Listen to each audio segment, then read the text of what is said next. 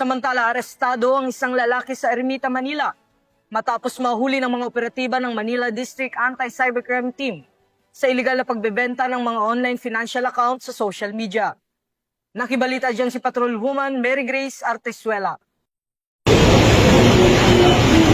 Sa pamamagitan ng isinagawang cyber patrolling ng mga tauhan ng Manila District Anti-Cybercrime Team, natukoy ang iligal na aktibidad ng suspect matapos itong mag-alok ng financial account sa halagang 6,000 piso sa pamamagitan ng social media.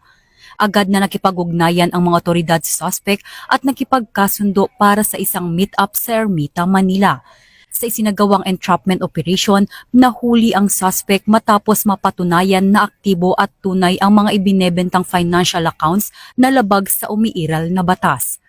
Ang suspect ay kasalukuyang nahaharap sa kasong paglabag sa Anti-Financial Accounts Coming Act o AFASA.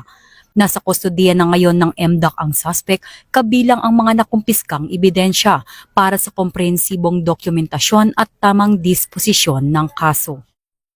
Ito po mga bagay po na ito bagay labag po at pinagbabawal ng batas at may mga karampatang parusa para po dito. NBI po ng PNP-ECB, ang Manila District Anti-Cybercrime Team ay nagbibigay po ng babala. At para po hindi na po maulit itong pangyayari na ito sa ibang tao. At maging mapag-obserba po tayo sa ating mga ginagawa para po sa ating kaligtasan. Yun lamang po at mag-ingat po tayo palagi. Mula dito sa Campo Crame, ako ang inyong PNN correspondent, Patrolwoman Mary Grace Artesuela, nagbabalita para sa Police News Network, alagad ng batas, tagataguyod ng Balitang Pulis.